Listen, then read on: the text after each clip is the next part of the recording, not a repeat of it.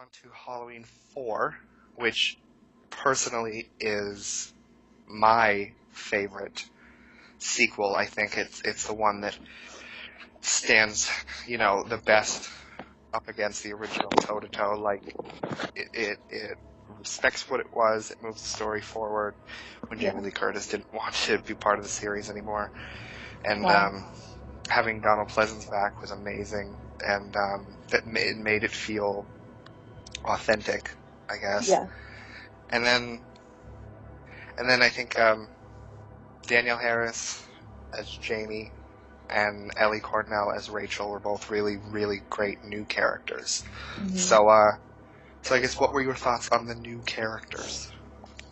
Well, I think you summed it up pretty good. I will agree, and I guess we should establish too that I don't normally like sequels. I think you may have said this when we talked about the second one, and I have a hard time. I always just like the original of every movie, like the original Yeah. Friday and the original Nightmare on Elm Street, and I was the same way with Halloween for the longest time, and I was always like against, I guess, not totally against exploring the rest of the movies, but I always thought they were just going to be bad. You automatically have this thing where it's like, oh, they're going to be nothing compared to the original. But the fourth movie was so good, and I was so surprised. And I guess we should also establish that I just want to say are going to go back to the third movie. Sorry, yes. I just wanted to say that. Yes, we will. We will. Yeah. We just wanted to watch the Michael-centric movies. Yeah. Because the new movie is coming out, and we are going to go back and watch the third. But no, I think, I will say this, when we were watching Halloween 4, it made me really happy how much you were enjoying it, because I love the movie so much. Like, you were getting into it so much, and then, like Rachel, I remember at the beginning when she was kind of whining about having to take Jamie trick-or-treating, we were both like, okay, she's like, it's the end of the world because I got to take my foster sister trick-or-treating. And then at the end when she was, like, on the roof with Jamie and trying to, like, protect her and get her off the roof, when she was, like, rolling and dodging Michael's knife and all that, like, I remember you were like, oh, she better not die. And I was like, oh, yeah. Awesome. Because at first when she was first introduced, I thought she was just going to be that typical, like, bitchy sort of teenage character that didn't want to watch her sister, because she kind of came off that way at the just like for a split second. And then it was like really refreshing that she actually wasn't like this bitchy, dumb, bratty teenage character. Like, she actually was like, okay, she actually kind of felt bad for Jamie, it seems, and she, like, had this, like, actual sibling connection with her, even though because I thought it was going to be a situation too where she was like, ugh, she's just my foster sister. You know how they do that in, like, a lot of scenarios. Yeah. But she wasn't like that at all. She was really mature, and that's why that fucking guy, Brady, was that his name? He pissed me off. Yeah. Totally, Brady. Like, cheated on her and used her and made her feel all sad. I got really mad at that. But and Kelly, the slutty sheriff's daughter, just never put pants on for the rest of the movie. Oh my god. On Rachel, I remember we talked about it when it happened. She's a really smart final girl. Something you don't see a lot. I remember there was a part where she had lost Jamie when they were trick-or-treating, and then she saw Michael in the distance, and she immediately just booked it and climbed herself over a fence. Yeah, normally there was, like, the girl would be standing there, hello, or whatever. Then, no, she just got the hell out of there, so I like that she was smart. I know. I remember I immediately I either commented out loud on that, or I was just thinking it in my head, but I totally agree with that, that she just immediately started running. There was no hesitation, no, like, who are you type thing. Exactly. Which is a big cliche in a lot of movies, but she was realistically like, fuck that, and ran, because I would have done that. I know. And then when she comes back later with the fire extinguisher when Jamie was in the school, and she just hits him in the face with it to get away. Yeah, that's why I liked her. She was very, like, resourceful and smart. Yeah. So. I think, and then I guess jumping to other characters, I remember you being very impressed with, because she was 11 when she did the movie, with Danielle Harris's acting. Oh, yeah. Yeah, I think, like, well, I'm a person that I appreciate acting a lot. Like, I was really into acting as, like, a kid and, like, doing, like, plays and stuff like that. Yeah. And I just, whenever I see a good actor in a movie, I'm always like, oh, wow. Like, I feel like not enough people do that. Like, hey, they're really good in blah, blah, blah, in that role. Like, whatever the actor may be, I always, like, focus on that a lot. That's why maybe I love voice actors too much and I get all into that stuff. But, like, especially for a kid, it's so rare when you have a kid character that's actually really good, especially in a horror movie. I just feel like it's not, it's always definitely not a thing. Yeah. Yeah. So she was so good, and she was so good with like her, like I said it when we like multiple times while you and I were watching it, but she was like more impressive than some like big known actors, like I feel like today, with invoking like emotion. Like she was able to like cry and act really scared, and she was just really, really good. Mm-hmm. And I can't believe it like blows my mind that she was only 11. It's crazy. Like she gave like 11. an adult Yeah, performance. there was, yeah, for sure. There was one part, I will call you out, where you were saying like when Loomis found her in the streets after everyone else had been killed and Rachel had been knocked out, and Oh then they yeah. went to the school and he was like shooting the locks off and she was like gripping his jacket and hugging him. And I'll call you out. You were like, Dylan, I swear to God, if this movie makes me cry, and you made me watch it, because she Yeah. was just so good. And then of course it's Loomis and he's adorable too, I know. No, I mean, protecting her. I'm not ashamed to say I actually did cry. Like, I don't know if it was obvious to you, but I was like, oh my God. Like, I was definitely like tearing up in my eyes, and even like I was trying to say something to you, and I even like felt it in my voice. Like my voice was shaking, and I'm like, shit, why am I crying at a fucking horror movie? It was like ridiculous, but it was so like good, the performances, and I love Loomis, and I didn't expect that. Like when she ran into him at first, I thought, oh God, she ran into Michael, or she whatever. I thought either it was going to be Michael or maybe it's just some other random. Like I thought she ran into the hillbilly characters that maybe were going to help her. I didn't expect Oh, it to yeah. be Loomis. Like I didn't Oh, we're gonna expect her talk and about them Loomis. too. Oh yeah, But yeah, definitely. no. But I didn't expect them to have like this really, I guess, close sort of encounter, like where he actually embraces her and holds her and is trying to help her. Because he didn't have that a whole lot with Laurie's character, and we should have talked Lori. about that more in the first two. That I really do wish that, you know, and I haven't Yeah. seen all of them yet, so no spoilers from anybody. But I would like to see more interaction between Laurie and Loomis because they're like the big characters. But I think we got that with Jamie in the fourth movie, and it was like, wow, it was really, really cool. So Yeah, it was kind of disappointing because in the first and second movie, literally, the first movie, Laurie and Loomis are separate for the entire movie until the end. exactly, yeah, it's like And two then, stories, like two yeah, separate stories. and then it's pretty much the same thing in Halloween 2. Not until the end do they get Yeah, together or whatever. But no, I love that he interacts a lot more with Jamie. yeah. It was just, oh my God, it was just like a sweet moment that like, I guess just overwhelmed me when I saw him, like, and I just love him so much as an actor and as that character, like in particular, that I was just like, oh my God, it's so overwhelming. And she's such a good actress. I don't know what happened to me in that moment. I was crying. I'm not gonna lie. But it was Yes, really okay. good. And that's a That good makes thing it that even if better. a movie can bring me to that point, I always love it. Cause like, I am a girl and I can be kind of mushy, but I don't really cry at a whole lot of things. I mean, I guess it depends on the context, but like that was Yeah. just like, wow, I don't know why that like really got to me. And it's whenever it's like a little girl character and like a father figure, we were talking about this earlier, how Loomis is like very much like this father figure to Laurie in the first two. And then I kind of got the same vibe Mm-hmm. with Danielle Harris's character. Like I was just like, whoa, this is really cool and cute. And then like when he did that, I was just like, oh my God, like he's the best. I know. And it's so good that he survived that movie too, because we saw I him, know. Michael, throw him through one of the glass doors in the Oh my God. school, and then we Yeah. don't see him until the end. So it's Yeah. good that he survived. They can't kill him off like that. Exactly. But anyway, I think that movie had probably some of the best characters in the entire series, because like you had a brand new Sheriff Meeker, and he was really good too. Oh I yeah, love when yeah. I love when Wasn't he that the bitchy girl's dad? Yeah, I liked him. yeah, because I remember I love when him and Loomis and Rachel and Jamie pull up to their house, and Mm-hmm. his daughter and Brady had just been having sex, and then he gives them the shotgun. He says, "You know how to use this?" And then he walks away, and Sheriff Meeker is like, "If I ever catch you touching my daughter again, I'll use that shotgun on you." So, Oh yeah, I love that, the protective like. Cause yeah, I didn't really expect him to say anything. I'm like, really? Is he gonna ignore the fact that his like teenage daughter was slutting it up with this guy in his house and he's the sheriff? Vance. But he actually, yeah, but he actually commented on it. And I was like, yeah, because like that's a good dad. Like my dad would have been the Yeah. same way, although my dad probably would have like punched him or something. But it's just really I funny. will say, I mean, Brady kind of is a dog the whole movie, but I always like that he like let himself get killed by Michael to get in the way, Yeah. so Rachel and Yeah. Jamie get away. So that was a nice kind of redeeming moment for him.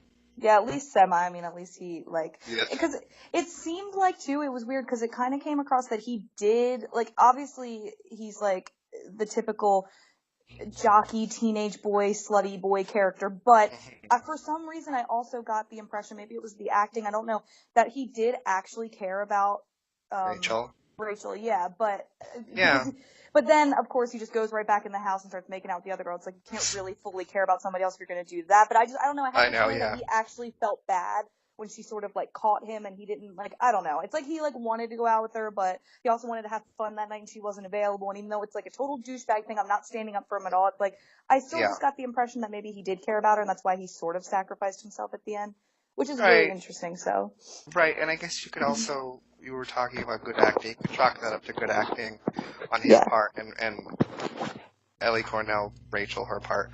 Because, you know, if they had a bad actor, then that would have been pretty one-dimensional. Like, he would have just been, like, an asshole, and then he just dies. Yeah, like sort of Linda's boyfriend. What's his name? Bob in the first movie. Bob, yeah. That's terrible, because the first movie's so good, but he's literally defined as, like, drinking beer and talking dirty to Linda and having sex with her, and then he dies. Like, and his, by today's standards, they'd be those thick old man glasses. Remember we were talking about that? Yeah, he's got, like, Elton John glasses. I love it. They're so, like... I know. I guess that was, like, a thing back in the 70s. Like, I always see that in 70s movies, that younger... But, like, by today's standards, that would be... Like, an older person would be wearing them. I know, that's really funny. Oh, and then in Halloween 4, I remember I pointed out to you, I think it was cool that they had, like, a cameo. It wasn't the same actress, but from Lindsay from Halloween 1. Remember? She was, I guess, Rachel's friend. Yeah, she was in just that one scene. I thought that was kind of cool. I know. I like, even if it's not the same actor and there's not a big part for that person, just any type of, like, name drop or, like, Easter egg from previous, like, installments of anything I always love. So that's why apparently this new Halloween, I was going to say remake, but it's not a remake, like continuation of the first movie, is apparently going to be full of those, which will be really cool. That's why we got time crunch and watch all of them. Well, by the time this goes up, we'll watch all of them. Yes, I've read that there's supposed to be a reference to each of the sequels, at least one. That's cool. I think, to each of them, so that would be really cool. Well, remember you said earlier how adorable he is with the scar on his face? Like, it just kind of adds to him being, like, super cute, and you kind of just feeling bad for him because he's more fragile, and it's like... Yeah, and he's limping with the cane at first, but that part with the teenagers, man. Didn't you say, when we were watching it, they're like straight out of a Friday the 13th movie? Like, they're on their way to Camp like Crystal it. Lake. Yeah. They're on their way there, so at least we know they're going to get killed by Jason for Jason being mean to Dr. Loomis. I know, like, what kind of assholes would do that? If I saw some fragile old man, I mean, I shouldn't say that because, like, seriously, if you did that today, if you stopped, you probably would get killed because today's crazy. But, I mean, knowing the character of Dr. Loomis, like, how could you do that? He's so damn cute. And they're so mean for absolutely no reason. And then that other, like, old guy comes along, so it's fine. The drunk preacher, Yeah, the drunk preacher. Funny. He's going on about, like, Armageddon and Jesus. Yeah. Oh, God, it's so funny. And Loomis is just like... When he said, like... I know, and Loomis is, like, smiling and takes a drink of his... whatever he was drinking. That was the cutest moment. He's like, you want a drink? And he's like, why not? Yeah. I know. And when the old guy said, like, oh, yeah, you're a pilgrim. Or something like that. I was like, I never understood. Okay, I didn't understand that line. Because he's just goofy and he's a preacher. I thought it was fun. Interesting. No, I know. That whole sequence was great. Because I was just happy that, like, we didn't use that shot. Because you and I always agree that, and we probably talked about it when we watched, I know we talked about it when we did the Creep Show discussion because we just did that one, but I'm sure we even talked about it a year ago when we did the Pet Cemetery discussion when we talked about Judd, but you and I love older people. They're so adorable. And Loomis just fits right into that category, and especially because he's such a loving character in, like, everything that it just makes it even better. So I was so happy that they didn't leave that shot hanging for too long when the kids, like, did because he looks so confused and upset and, like, genuinely, like he doesn't get, like, angry. I think if he got angry and said, those damn kids, I would have felt better, but he actually just looks like he's so confused as to why they drive away, and it, like, melted my heart and made me, like, want to die. And I know when you and I were watching it, I actually got genuinely mad. But that's why I'm glad the guy comes along, like, right away out of, like, the smoke or whatever. He's, like, just there, so I like that. Yeah. Loomis is too cute. Yes, he is. So there's a couple more things I wanted to get your opinions on for this one. Okay. What do you think of, your honest opinion about the rednecks? Because before we watched this, I was thinking like, oh, I don't know if Brandi will like this. It's kind of goofy and it's kind of weird. Like the police force, Michael takes over the police force, and then all the rednecks get together and they're like No, I kicking loved ass. it. I actually really liked that part of it because it could have came off as really stupid and goofy if they had been over the top rednecks with really strong accents. And I know they had that, but they weren't. I don't know. It worked for some reason. Again, I don't know if they got good actors or if the director was just really good and on point. Just something Yeah. with that movie, just every angle sort of worked. So even with that whole thing, I actually really liked that. I did not mind that at all. Like it wasn't something that I was like, oh, this takes away from the drama and it makes it goofy. Like I actually was still really captured and in it even when they were. I know, and they were, and they were really like pretty good people too, because when they found Rachel and Jamie, they were taking them out of there and they were trying to protect them, and again, that it goes whole back car to that, chase. oh yeah, that part, yeah, and it goes Yeah. back to that thing where I was saying I really just love for some reason in any, whether it's a video game or it's a movie or a book, whatever, I really love the whole father-daughter type thing, and because they were primarily all older guys and they were helping these younger girls, I just sort of like that whole thing. I don't know if it's because I'm close to my dad and really, I don't know what it really spawns from, but I just always have loved that type of story. So again, when they saved Rachel, I keep forgetting her character name for some reason, but Rachel and Jamie, it sort of just was that. I know, we were talked about this when we watched Rachel. it. Yeah, now I'll remember it, hopefully. But yeah, I liked it. I liked all of that. Mm-hmm. And I guess that leads into, and that car chase scene at the end was pretty awesome and pretty intense. That he was on the roof, clawing in at Rachel, and after he, rips the throat out of the main redneck guy who was driving. Yeah. Oh, I know. That was pretty sad too, because they were pretty adorable in their own ways. But then leading to, right after that, the ending when. And I think I had to explain it to you a little bit when the movie ended, because I think you were a little confused. When Jamie went over to Michael and took his hand, and then the movie ends with her stabbing her stepmother. Yeah. And Loomis freaks out. Poor Loomis. Yes.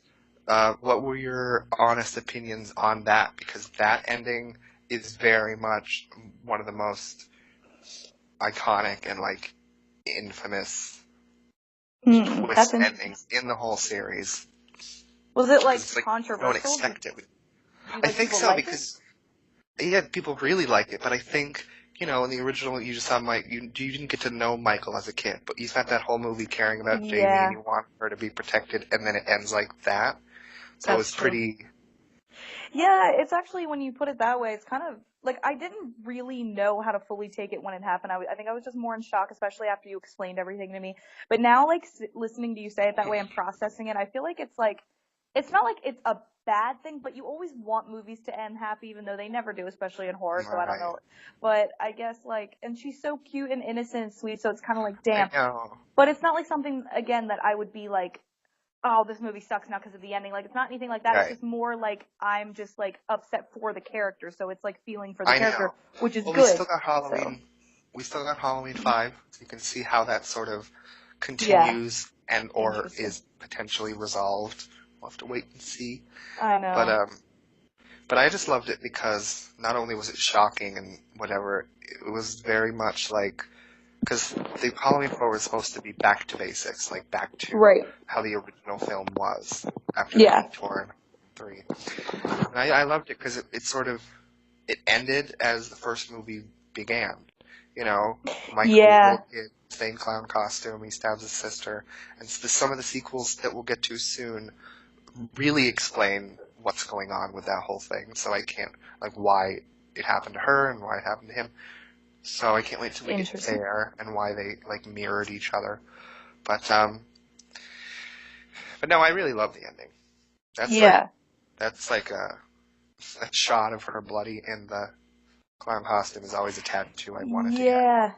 That is cool. Yeah, that's and even if the fourth movie isn't as iconic, I guess, as the first, because the first will always be pop culture type thing. It's so big, but it's really cool how they do have a lot of references and things that mirror the first movie, which you were just saying. I love how it wasn't so crazy with I mean, there was a little more gore in this one, obviously, but that's a given at times. But it wasn't, again, like, so in your face and crazy to the point where, like, movies have gotten today even. So no, and there's plenty of the long shots that we love from the first movie with him in the distance, just standing there, or like his POV. At one point, he was watching Rachel from outside on the phone. And then there was that one shot where one of the cops was sitting at the door guarding the house when they were all there, and then you see his face pop out of the darkness for like a second and then disappear. Yeah. Oh, yeah, that was really cool. I love little things like that because they really do remind me of the original. And I think and I said this to you after we like finished that night and you were asking me my thoughts on it. I remember saying something to you like, it really does give me the same vibe. Again, just like the second one, the direct second one, Halloween 2. Mm-hmm. It gave me that same vibe that the first one did. So far, I've only watched the 3, and I've known the first one all my life, but so far they're pretty consistent with the vibe and the way that they're stylized, and they haven't been so over the top and crazy. I know we'll eventually probably get there. I know there's remakes and other things where the series just goes on and on. So I'm sure we're going to get there, but I just love the fourth one's pacing was really good too. It wasn't so, which is a highlight of the first one. The pacing is super good. So I really liked everything. And I love how she dresses as the clown. Like I know. When she first picked the costume at the store, I was like, oh shit. I don't know if it was like something was influencing her or if it was just that, she had a picture of Michael, I think, in his clown costume in her little shoebox. And she probably was like, oh, that's, she probably knew it was her uncle. Aww. But, it's like so tragic when you really think about it because she's like, I know. And she doesn't know and fully understand. It's like sad. But yeah. But I guess to wrap up on Halloween 4, I asked you this about Halloween 2. I think I'll ask you every time we talk about a sequel. Was this a good sequel in your mind? Yes, and I actually think I did like this one more than the second one. Even though the second one, I'm not, saying anything about that one because I like that one too. But I do think this one, even though it didn't have Jamie Lee Curtis, and we talked about this, and it didn't have the Laurie character directly in it, it still worked. But I feel like it did so much right, and Jamie and Rachel were great new characters. Like I said when we watched it, you really didn't feel the void of Laurie. Yeah, and especially because Jamie was her daughter, and she was still there in essence, even though Jamie Lee Curtis didn't make an actual appearance. And obviously still having Donald Pleasance, is awesome. I'm so glad he agreed until his death. Rest in peace to that awesome man. But I can't believe he actually did all of them and always said yes and came back. It just proves that he, I guess, really cared about the series. He had to have to some degree if he came back for every single one. So that's really cool. I know. So. Mm-hmm. Well, that's awesome because it's definitely my favorite sequel, and I really, really like that you enjoyed it so much. Yeah, I mean, I think if you get good actors, it can always work. Exactly. If you cast well and you have a good director, and you can, I don't know, everything just kind of worked in that movie, and I'm really surprised at how much I liked it. Honestly, I figured I would like it because I knew you didn't. We have similar tastes, but I didn't know how much I would actually get out of it and be like, oh wow, this is really good. So yeah. So I'm very curious to hear or to see your response to, number one, how in the next couple films, how Jamie's story progresses. I'm very curious to see your reactions to what happens. And then if there's going to be any sequel that tops it in your head. Because for me, there isn't. But who knows? I think right now it's my favorite one. I mean, again, I've only seen part 2 and part 4, but I think as of right now, in terms of Michael's story, it would be, the fourth one would be next after the first. And I'm not just saying that because you love it and I'm trying to be I'm being genuinely serious. It was really, really good, and I'm really glad you showed it to me, and I really liked it. So I hope the other ones are just as good, but I have a feeling we're going to fall flat somewhere. Maybe not in the next couple of movies, but to make fun of us.